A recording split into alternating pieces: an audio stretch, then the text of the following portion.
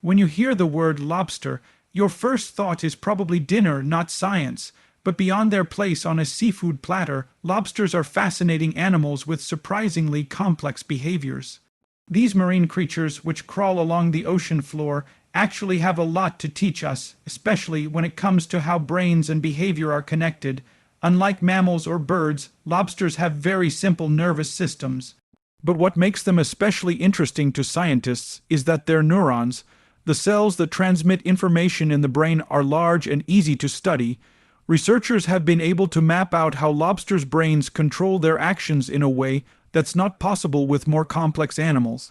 This has provided valuable insights into how the brains of other creatures, including humans, function and react under stress or in conflict situations. You might not think you have much in common with a lobster, but the way both species deal with territory and social hierarchy shows surprising overlap. Lobsters live on the seafloor, and like most animals, they need a space to call home. They stake out a specific area, often around rocks or burrows, where they can hunt for food and protect themselves from predators. In these dark, deep environments, survival depends on finding a secure, resource-rich territory. But space is limited, and lobsters are not the only ones searching for the perfect spot. This creates a major problem. What happens when two lobsters want the same territory, or worse, when dozens of them are all competing in the same patch of ocean? The result is often confrontation. Lobsters will face off in displays of dominance, waving their claws, standing tall, and sometimes engaging in physical fights. These battles help determine who gets to stay and who has to leave.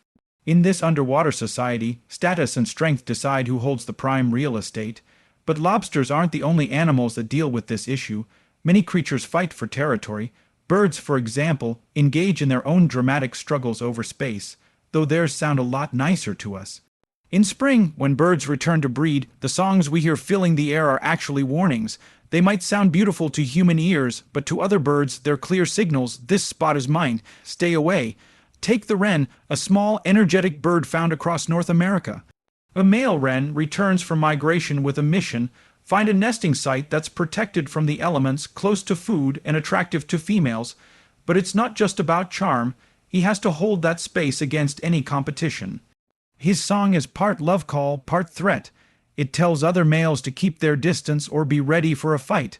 Whether it's in the sky or under the sea, animals compete fiercely for the resources they need to survive.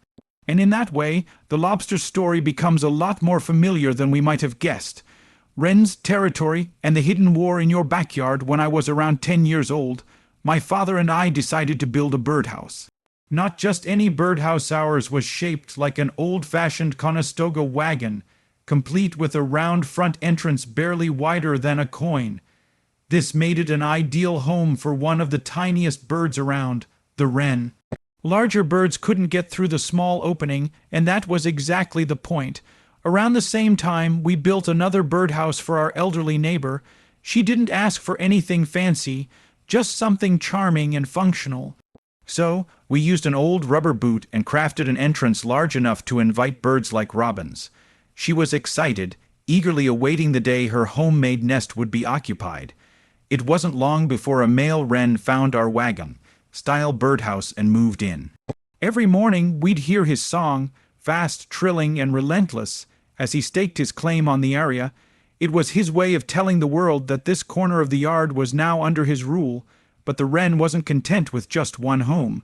Soon, we noticed him fluttering near the neighbor's boot-shaped birdhouse. Only he wasn't trying to live in it. He was stuffing it full of twigs.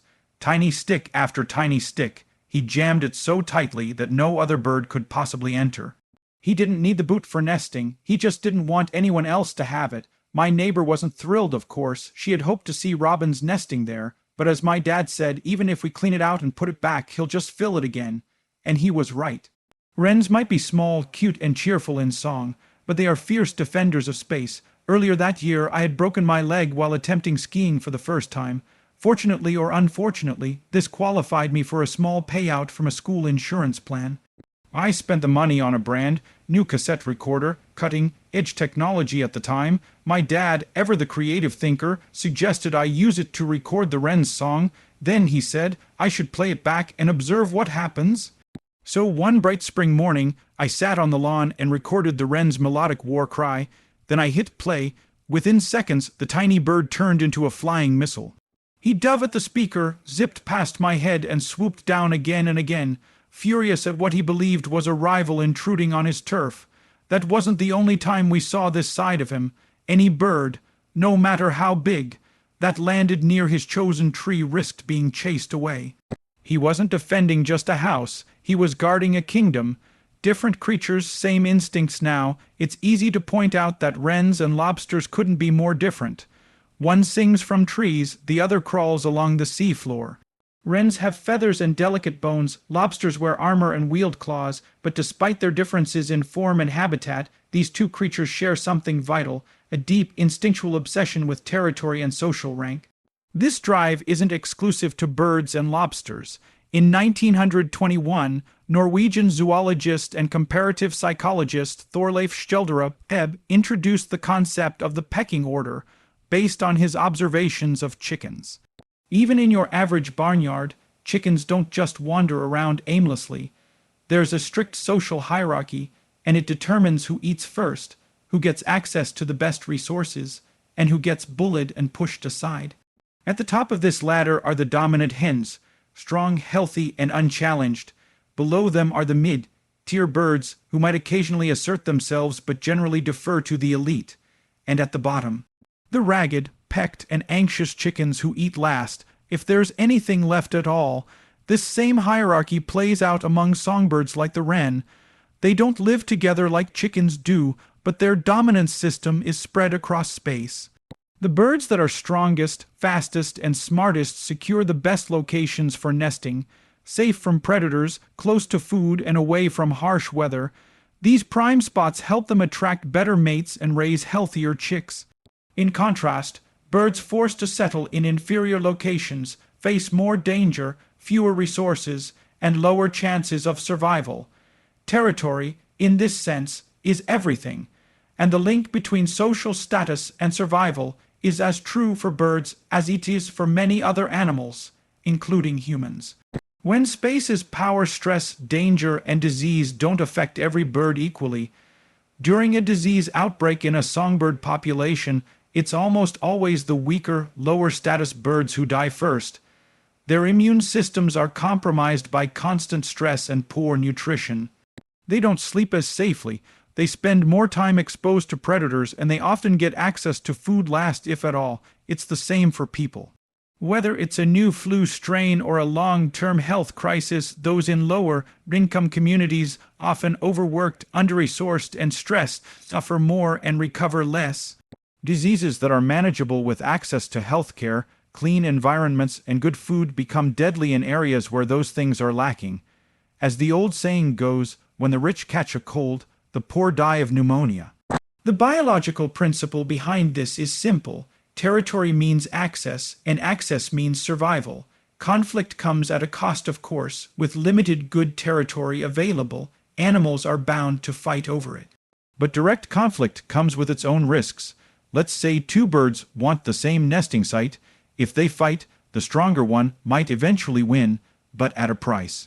The victor might be injured in the struggle, which opens the door for a third bird, one that sat on the sidelines, to swoop in and claim the territory with no damage at all. That's why many animals have evolved systems to avoid all-out war. Displays, songs, bluffing, and intimidation help determine rank and ownership without always resorting to violence. It's a survival strategy. Defend your space, but don't die doing it. Even the wren knew this. His aggressive behavior, stuffing the boot full of sticks, chasing away intruders, singing at all hours, was all about avoiding conflict by preventing it. He made it clear that this was his turf and any challenge would come at a cost.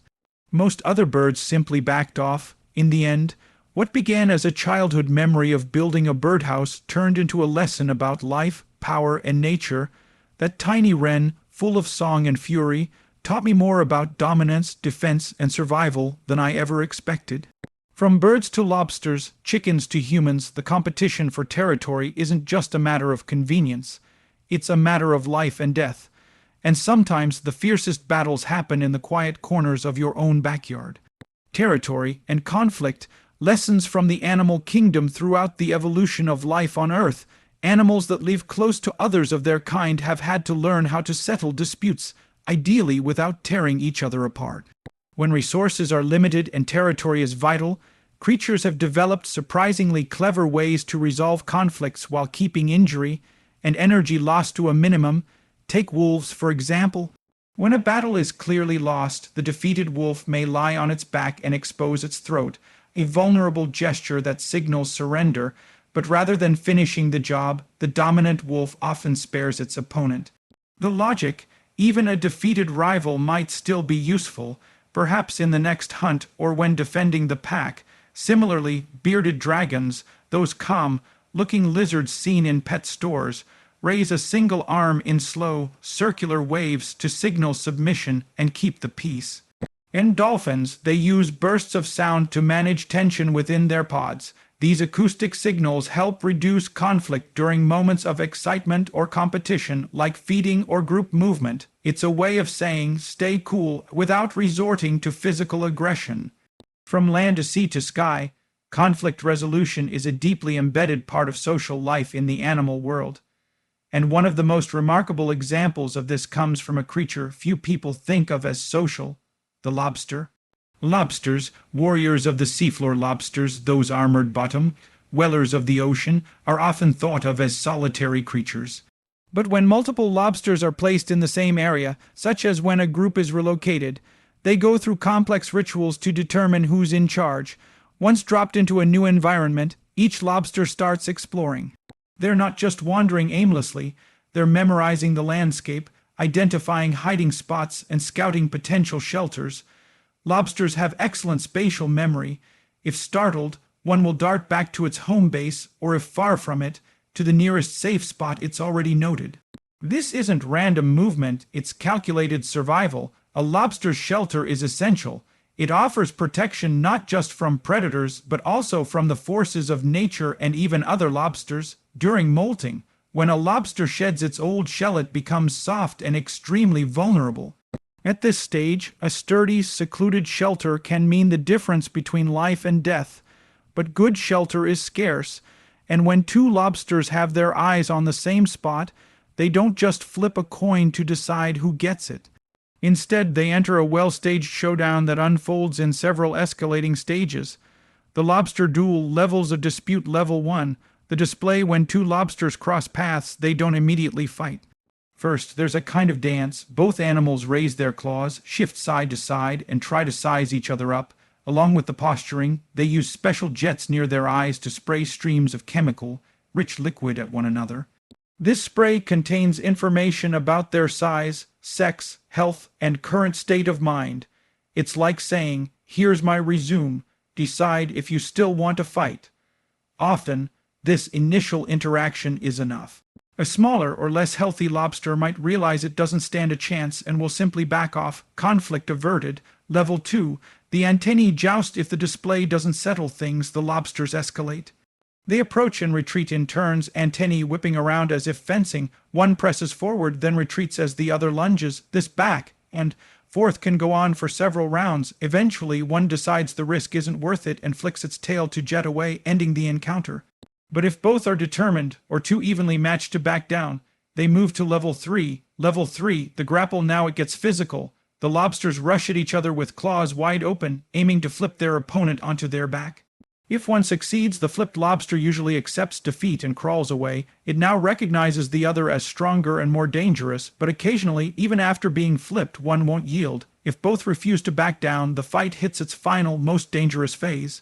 Level 4, the real fight. At this stage, the battle becomes brutal. Lobsters go full tilt, charging at each other with claws snapping. Their goal, to latch onto a vulnerable part, an antenna, a leg, even an eye stalk. Once they get a grip, they use their powerful tails to yank and tear. These aren't just warning blows, they're meant to cripple. By the end of level 4, there's a clear winner and a badly beaten loser. The defeated lobster is likely wounded and must retreat far from the victor's territory, assuming it survives at all. The psychological cost of defeat, the damage isn't just physical. A lobster that loses a fight enters a psychological tailspin. Even if it finds another opponent later, perhaps one it could have beaten, it often won't try. The loss shakes its confidence, sometimes for days. But the effects can go even deeper. In extreme cases, a previously dominant lobster who suffers a crushing defeat undergoes something astonishing. Its brain begins to break down and rebuild. Scientists have found that lobsters can effectively grow a new brain that's better suited to their new lower social status. Their original brain just isn't wired to handle such a dramatic change in rank. Sound familiar? Anyone who's ever gone through a devastating career failure, a public embarrassment, or a broken relationship knows how deeply defeat can alter our mindset. Confidence crumbles, risk-taking disappears. A once bold person becomes hesitant and withdrawn. In a way, we grow new brains too, ones shaped by our new reality. Why it all matters, what we see in lobsters, wolves, birds, and dragons, isn't just quirky animal behavior. It's the foundation of social order. When territory is limited and survival depends on status, animals must have ways of deciding who gets what without destroying themselves in the process. These systems, posturing, chemical messaging, ritualized combat, are all designed to answer a central question: who gets the resources and who has to walk away. Even in humans, versions of this play out daily. Negotiations, rivalries, reputations, and power dynamics, whether in a boardroom or a playground, mirror the conflicts happening in tide pools and treetops. Final thoughts: conflict, status, and territory are universal struggles in the natural world. From the smallest lizards to the most intelligent mammals, creatures have developed elaborate, often elegant systems for resolving disputes with as little bloodshed as possible. And among them, the humble lobster, with its chemical messages, ritualized dances, and dramatic battles, reminds us that even the simplest beings have something to teach about power, pride, and the price of survival. So next time you see a lobster, think twice. Behind those beady eyes and armored claws lies a story of memory, strategy, victory, and sometimes heartbreaking loss. The brain chemistry of winners and losers in the world of lobsters. Winning or losing a fight doesn't just change behavior, it reshapes brain chemistry. When two lobsters battle for dominance, the outcome leaves lasting marks not only on their bodies but on their minds at the neurochemical level. The difference between a confident lobster and a defeated one comes down to the balance of two key chemicals, serotonin and octopamine. These substances help regulate how lobster nerve cells communicate and ultimately shape their behavior. A victorious lobster will have a higher ratio of serotonin to octopamine. This chemical state makes it more assertive and bold. It holds its body high, limbs extended, in a display of dominance. This tall, open posture is a sign of its new high status in the social order, a bit like a gunslinger standing tall in a Western film, ready to face whatever comes next. Serotonin plays a central role in maintaining that proud posture. It literally helps control how flexed or extended the lobster's body becomes. In experiments, when a defeated lobster is artificially exposed to serotonin, it begins to act differently. It stretches out, walks more boldly, and even rechallenges opponents it previously lost to. In other words, serotonin restores courage. Remarkably, the impact of serotonin on lobsters mirrors its effect on humans. Many antidepressant medications given to people, like S-Thrice selective serotonin reuptake inhibitors, work by increasing serotonin levels in the brain. Just as in lobsters, this can reduce fear and increase confidence. In a strange but powerful example of biological continuity across species, even lobsters seem to cheer up when given medications like Prozac. On the flip side, when octopamine dominates over serotonin, the picture changes entirely. This chemical state is typical of a defeated lobster. It hunches down, keeps its limbs pulled in, and avoids confrontation. It retreats easily and is more likely to flee at the first sign of danger. It's the crustacean equivalent of someone avoiding eye contact and walking away with their head down. This neurochemical pattern doesn't just influence posture. It also affects the lobster's startle reflex, especially the rapid tail flick motion that propels it backward to escape threats. A lobster with a high octopamine to serotonin ratio is far more likely to panic and flee, even when provoked only slightly. Interestingly, this hypersensitivity mirrors what we see in humans who have experienced trauma, like soldiers with PTSD or children who have endured abuse. In both cases, the nervous system remains on high alert, reacting quickly and intensely to perceived threats. In the end, the chemical balance inside a lobster's brain doesn't just reflect its past experiences. It creates its future behavior. Winning boosts confidence, losing reinforces fear, and all of it happens at the molecular level. The principle of unequal outcomes in the animal kingdom, as in human society, winning often leads to more winning, and losing tends to breed more loss. This pattern isn't just psychological, it's biological and systemic. Take lobsters, for example. Once a lobster loses a battle, even if it regains the courage to fight again, it's statistically more likely to lose the next encounter. Meanwhile, its former victor, now riding high on confidence and chemical momentum, has a greater chance of winning again. This pattern is deeply ingrained in nature. It's not about fairness, it's about momentum, and it applies across species, including our own. In human societies, we see this same dynamic play out in areas like wealth, success, and recognition. A tiny group of people or organizations controls a vast majority of resources. For instance, the wealthiest 1% often hold as much as the bottom 50%, and a handful of billionaires collectively possess more wealth than billions of others combined. But this winner-takes-most phenomenon isn't limited to money. It shows up in every domain where output, performance, or creativity are involved. A small fraction of scientists are responsible for most published research. In music, only a sliver of artists dominate global charts and streaming platforms. Most authors barely sell a few hundred copies, while a few elite names fill bookshelves across the world. Out of over 1 million new titles published each year in the U.S., only a few hundred ever reach mainstream success. Even in classical music, this pattern holds. Just 4 composers, Mozart, Bach, Beethoven, and Tchaikovsky, account for the vast majority of performances by orchestras worldwide. And even among their enormous bodies of work, only a small percentage is regularly played or remembered. This type of distribution has been studied and named in various ways. Price's law, formulated by physicist Derek J. de Solla Price in the 1960s, describes how a small number of contributors generate the majority of outcomes in scientific fields. An even older observation, known as the Pareto principle, notes that 80% of effects often come from 20% of causes, like how 80% of land in Italy was once owned by 20% of the population. These principles are visible in city populations, star systems, language use, and beyond.